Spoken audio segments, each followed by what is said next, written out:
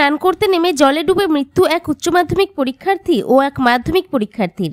ঘটনায় চাঞ্চল্য রানাঘাট থানার পুটখালিতে। সূত্রের খবর, কুশুরিয়া এলাকার বাসিন্দা উচ্চ মাধ্যমিক পরীক্ষার্থী সুফল দাস এবং তার প্রতিবেশী মাধ্যমিক পরীক্ষার্থী রুদ্রবালাকে সাথে নিয়ে পুটিখালী এলাকার একটি পুকুরে স্নান করতে যায়। অভিযোগ, হঠাৎই জলে ডুবে যায় ওই দুই যুবক।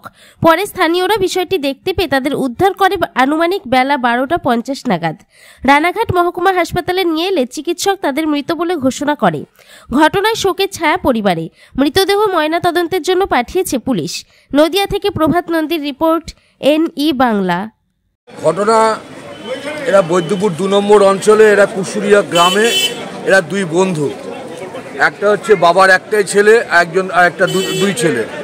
এরা একজন মাধ্যমিক এবং উচ্চ মাধ্যমিক পরীক্ষার্থী, এবং জানি না কেন আজকে উচ্চ মাধ্যমিক পরীক্ষা দিতে যায়নি, আমি এটা জানি না বিস্তারিত। তা শুনলাম ওরা দুই বন্ধু মিলে জলে পুকুরে গেছিল।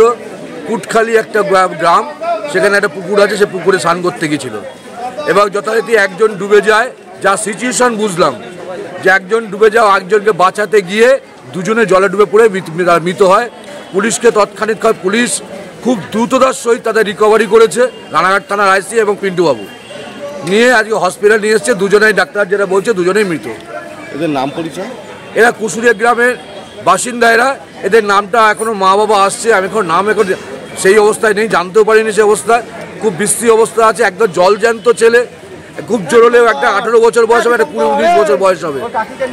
আপনারা খবর পেয়ে কি উদ্ধার করলেন? খবর পেয়ে আমরা থানায় ফোন করি এবং পিন্টুবাবু এবং রানাঘাট থানার IC দুজন মিলে ওনারা গিয়ে রিকভারি করে।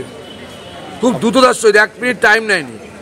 ওনারা নিজেরা নেমে ওরা বডি দুটোকে তোলে। আমার নাম মনোজ ঘোষ এবং রানাঘাট থানাকে আমি ধন্যবাদ জানাই যে শোনা মাত্র 1 সেকেন্ডের মধ্যে ওখানে পৌঁছে গেছে।